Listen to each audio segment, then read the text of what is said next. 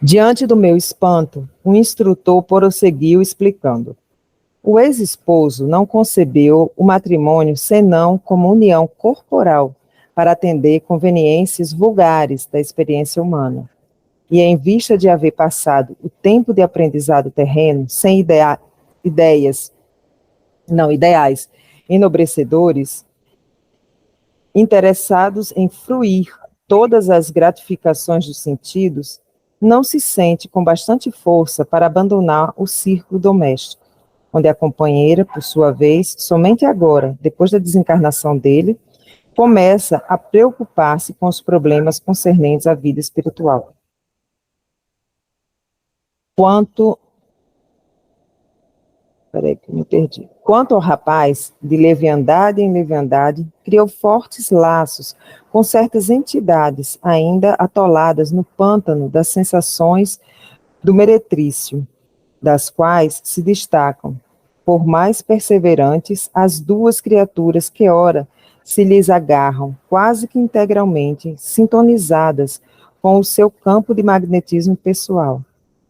O pobrezinho não se apercebeu dos perigos que o defrontavam e tornou-se a presa inconsciente de afeiçoados que lhes são invisíveis, tão fracos e viciados quanto ele próprio.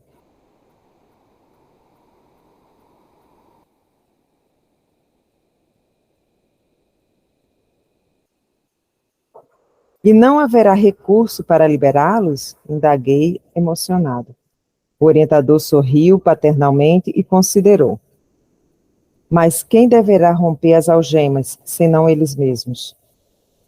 Nunca, aqui é só um pequeno comentário, eu acho que em qualquer tipo de situação onde existe essa simbiose, né, de sentimentos, de ligações, a ruptura parte sempre da vontade de você querer modificar.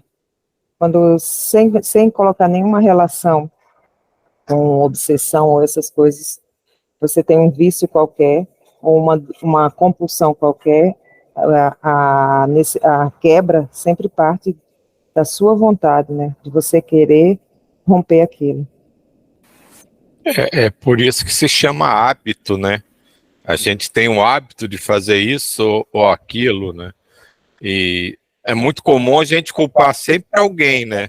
E quando você tem alguma espiritualidade, você culpa, isso deve ser alguém que não gosta de mim, é um espírito que quer me prejudicar. Mas muitas vezes faz parte da gente mesmo. Ninguém precisa estar ali incentivando a gente fazer uma coisa ou outra, não. Aquilo está no nosso íntimo. E como eu falei antes, é hábito. E o hábito, ninguém se despede dele por você. É você que tem que se conscientizar e mudar os seus hábitos.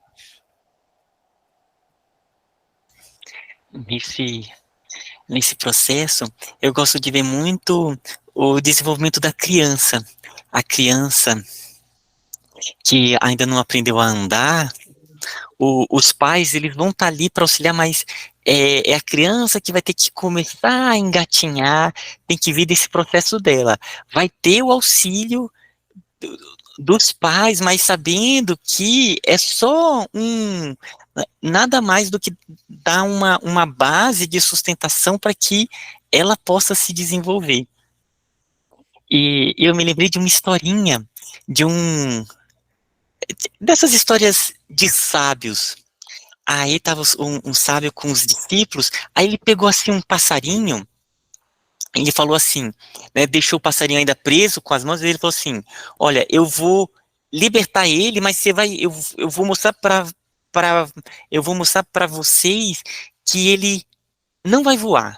Eu vou deixar ele preso na minha mão, mesmo sem estar segurando ele. E aí ele abriu a mão e o passarinho, no momento em que ia voar, ele abaixava a mão, sabe? Aí o passarinho, ele ficava ali. Aí, de novo, quando ele ia voar, ele abaixava a mão. E o que acontece? Aí o sábio falou o seguinte, que todo desenvolvimento é necessário uma base sólida para que possa alçar voos. E acontece isso. Os mentores, o mundo maior, eles estão sempre ali para dar uma base. Mas o voar, o engatinhar, é sempre da pessoa, né? Então ele que tem que fazer esse processo para para continuar, para prosseguir. E você colocou com esse teu exemplo fantástico um outro componente nessa história, né? Que a criança é que decide o momento que ela vai engatinhar, vai andar, vai falar. Isso é ela que vai apresentar. Mas em volta tem os pais numa ansiedade, num desejo enorme de que ela ande, que ela fale. E isso reflete exatamente na pergunta do André. Mas a gente não vai ajudar, né? A gente pode estar ali em volta de alguém necessitado, querendo resolver o problema dele a todo custo. Não tem como. É exatamente a figura dos pais em relação à criança. A criança só vai andar no tempo que ela conseguir se firmar, ter confiança disso, só vai falar quando ela desenvolveu e compreendeu o processo de comunicação. Por mais desejosos, empenhados, ansiosos que os pais estejam, a criança só vai fazer quando ela tiver que fazer, quando partir dela. E a mesma coisa em relação a todo necessitado.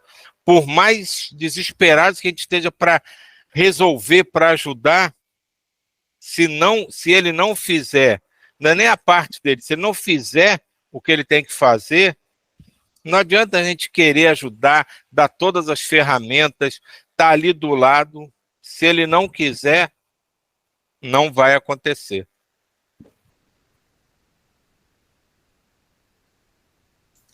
E nessa parte do mundo maior, né, que eles vão estar ali, tem um ponto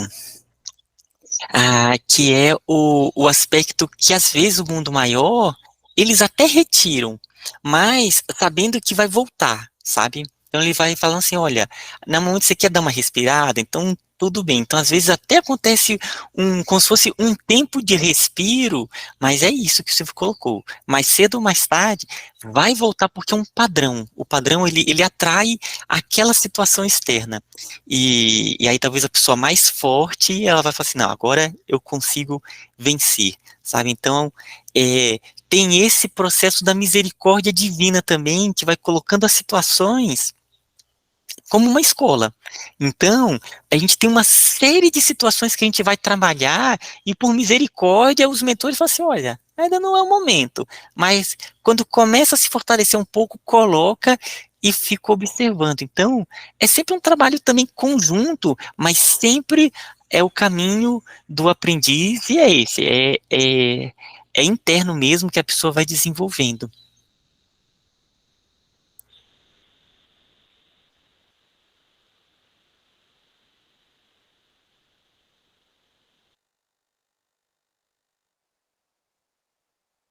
Sânia, sua voz não tá saindo.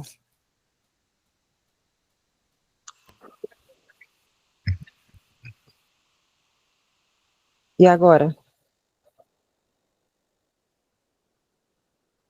Nunca lhes faltou o auxílio exterior de nossa amizade permanente.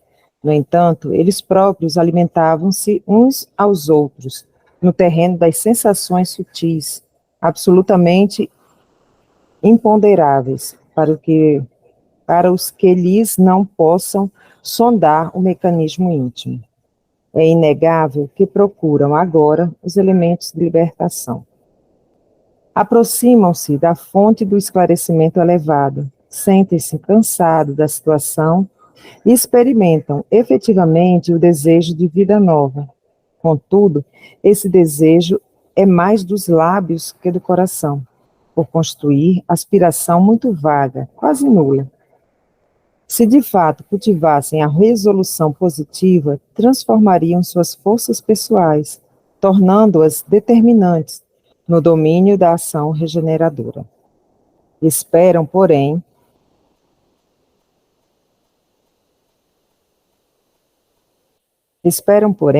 por milagres inadmissíveis e renunciam às energias próprias, únicas alavancas da realização. Mas não poderíamos provocar a retirada dos vampiros inconscientes? Perguntei.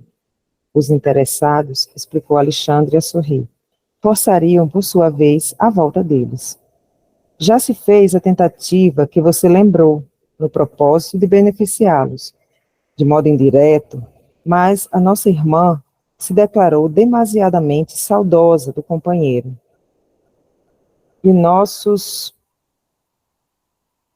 amigo afirmou intimamente sentir-se menos homem, levando humildade à conta de covardia, tomando o desapego aos impulsos inferiores por tédio destruidor. Tanto expediram reclamações mentais que as suas atividades interiores constituíram verdadeiras invocações, e em vista do vigoroso magnetismo do desejo constantemente alimentado, agregaram-se-lhes de novo os companheiros infelizes. Mas vivem assim imantados uns aos outros em todos os lugares, indaguei. Quase sempre. Satisfazem-se mutuamente na permuta contínua das emoções e impressões mais íntimas. Preocupados em fazer algum bem, ponderei. Quem sabe poderíamos conduzir estas entidades ao devido fortalecimento? Não será razoável doutriná-las, incentivando-as ao equilíbrio e ao respeito próprio? Semelhante recurso, falou Alexandre complacente, não foi esquecido. Essa providência vem sendo efetuada com a perseverança e o método precisos. Todavia, tratando-se de um caso em que os encarnados se converteram em poderosos ímãs de atração, a medida exige tempo e tolerância fraternal. Temos grande número de trabalhadores consagrados a esse mistério em nosso plano e aguardamos que a semeadura dos ensinamentos dê seus frutos. De qualquer modo, esteja convicto de que toda a assistência tem sido prestada aos amigos sob nossa observação. Se ainda não avançaram todos eles no terreno da espiritualidade elevada, isto só se verifica em razão da fraqueza e da ignorância a que vivem voluntariamente escravizados. Colhem o que semeiam. Nesse instante, fixamos novamente a atenção na palestra que se desdobrava. Faço o que posso, repetia o rapaz em desalento. Entretanto, não consigo obter a tranquilidade interior. Ocorre comigo o mesmo fato, observava a genitora, em tom triste. Minhas únicas melhoras se verificam por ocasião de nossas preces coletivas. Em seguida, as piores emoções me assaltam o espírito. Vivo sem paz, sem apoio. Oh, meus filhos, é cruel rolar assim, pelo mundo, como náufrago sem orientação. Compreendo-a, mamãe, tornou o filho, como que satisfeito por alimentar as impressões nocivas que lhe ocupavam a mente. Compreendo-a, porque as tentações me transformam a vida num cipoal de sombras espessas. Não sei mais o que fazer para resistir.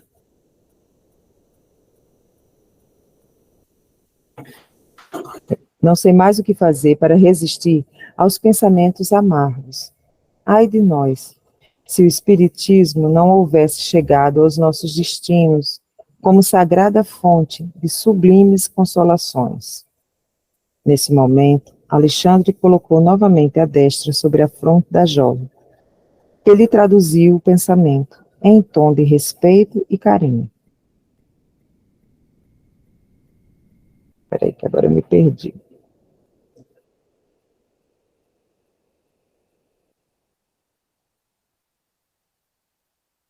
Só um minuto, pessoal, que eu me perdi aqui um pouquinho. Podem ir falando aí, por enquanto. Então, enquanto você procura, eu vou fazer só um comentário. Quando o André Luiz fala assim, mas a gente não pode acabar acolhendo esses espíritos que estavam ali naquele processo, né, de obsessão de uma relação desarmônica e orientá-los.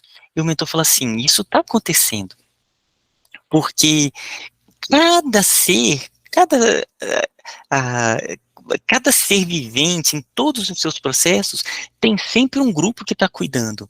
Então ali é uma relação que ambos estão se atraindo, mas cada um deles tem todo um grupo, uma linhagem que está auxiliando, né, tal como nós. E essa questão que a pessoa ela tem que realizar o próprio processo da reforma íntima, é como se fosse na casa, se tem um prato de comida podre, ele acaba que atrai moscas. Aí você fala assim, eu vou retirar essas moscas. Mas o que acontece? Se você não tirar o prato, se não fizer essa limpeza interior, vai atrair mais moscas, e vai atrair mais moscas. Porque o problema não são as moscas, né? O problema é o prato ali de comida em putrefação. Então, é o processo da reforma íntima, é o processo de realmente chegar e se trabalhar internamente, que depois, naturalmente, não vai ter mais moscas, né? Se fizer a limpeza, pode ter uma ou outra, mas não vai ser como ali atraído por aquele prato de comida em putrefação.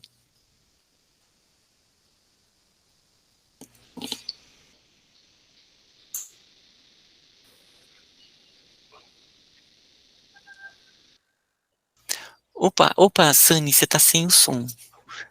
O Djair levantou a mão. Aí é verdade, Djair. Porque eu vou falar é meio polêmico, tá? Mas veja só, o que está escrito aqui. Meus filhos, é cruel rolar assim pelo mundo como um náufrago sem orientação. Ponto. O que acontece? André Luiz, toda hora eu me questiono isso, por isso que eu falei que é uma coisa polêmica. André Luiz, ele tinha a profissão de medicina como exploração do ser humano, não via a medicina como caridade. Ele rolava pelo mundo, bebia, e doença venérea, um monte de troço que você queira falar, não sabia nem o que era religião, não sabia nem o que era orar, devia ser ateu, um monte de troço aí, e aí eu vejo toda essa transformação. E em que eu quero falar aqui? Como eu interpreto isso? Por isso que eu falo sempre polêmico. O que vale é o histórico da pessoa de outras encarnações. Aquilo ali, isso aqui foi só uma sucessão de vidas, e ele só teve essa encarnação aqui, que ele teve esse despertar. Ele não foi um santo, não foi nada. Ele quiçá, tinha uma vida muito, milhares de coisas, não, com certeza, pelo menos posso comparar com a gente, nosso compromisso que a gente tem aqui no dia a dia. O desregramento devia ser quase total. Nós temos nosso grupo médico e tudo mais, mas eu tenho certeza que eles não se arrogam como salvador da vida, como semideus, entende? E ele devia ir por esse caminho. É só isso que eu queria falar, nada mais. Vocês estão me ouvindo? Tá. Então vou continuar. Alguém mais quer falar? Vou continuar a leitura. Concordo em que o Espiritismo é nosso manancial de consolo, mas não posso esquecer que temos na doutrina a bendita escola de preparação. Se permanecermos arraigados às exigências de conforto, talvez venhamos a olvidar as obrigações do trabalho. Creio que os instrutores da verdade espiritual desejam, antes de tudo, a nossa renovação íntima para a vida superior. Se apenas buscarmos consolação sem adquirir fortaleza, não passaremos de crianças espirituais. Se procurarmos a companhia de orientadores benevolentes, tão só para o gozo de vantagens pessoais, onde estará o aprendizado? Acaso não percebemos, aqui na Terra, acaso não permanecemos aqui na terra em lição? Teríamos recebido o corpo ao renascer apenas para repousar? É incrível que os nossos amigos da esfera superior nos venham suprimir as possibilidades de caminhar por nós mesmos.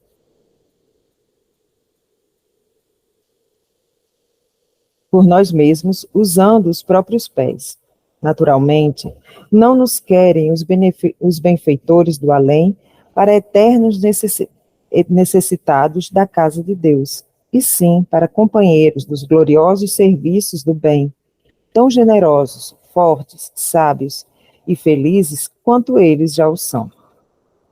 E modificando a inflexão de voz, desejosa de demonstrar a ternura filial que lhe vibrava na alma, acentuou: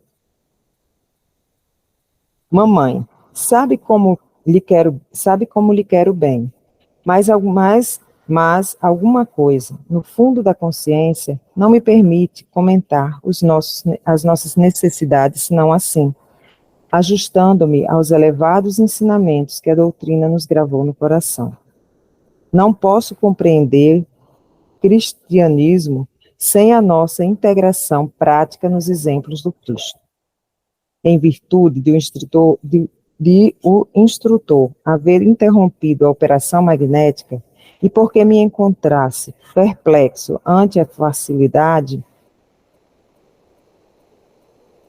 com que a menina recebia os pensamentos, quando observara tanta complexidade no serviço da psicografia, expus ao orientador amigo as indagações que me assaltavam o espírito. Sem titubear, Alexandre explicou: aqui, André, observe você o trabalho simples da transmissão mental.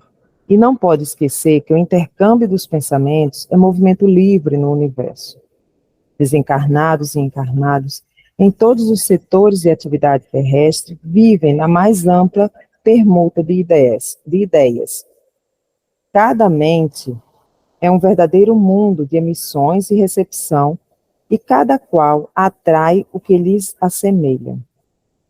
Os tristes agradam aos tristes, os ignorantes se reúnem, os criminosos comungam na mesma esfera, os bons estabelecem laços recíprocos de trabalho e realização. Aqui temos o fenômeno intuitivo, que com maior ou menor intensidade é comum a todas as criaturas, não só no plano construtivo, mas também nos círculos de expressões menos elevadas.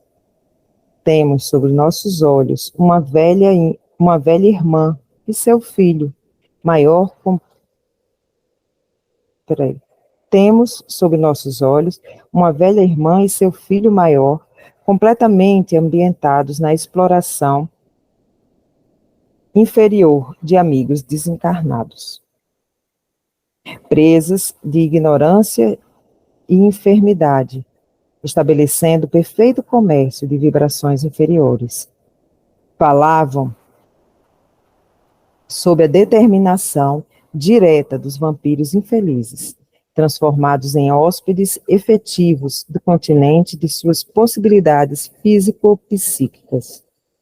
Permanece também sob nossa análise uma jovem que presentemente atingiu 16 anos de nova existência terrestre. Suas disposições, contudo, são bastante diversas. Ela consegue receber nossos pensamentos e traduzi-los em linguagens edificantes. Não está propriamente em serviço técnico da mediunidade, mas um abençoado trabalho de espiritualização. E indicando a mocinha, peraí, eu acho que eu vou parar aqui mesmo.